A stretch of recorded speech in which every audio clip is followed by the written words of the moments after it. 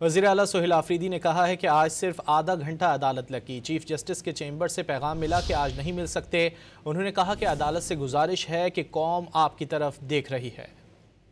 आज हम आए चीफ जस्टिस साहब से मिलने के लिए, ताकि जो है वो इंसाफ कर सके, इमरान खान साहब के बारे में जो है जेल इंतज़ामिया से पूछ गछ कर सके, उनकी बहनों की या हम में से किसी की भी मुलाकात करवा सके। लेकिन बदकिस्मती से सिर्फ आधा घंटा मेरे ख्याल में अदालत लगी और 20 से 30 मिनट।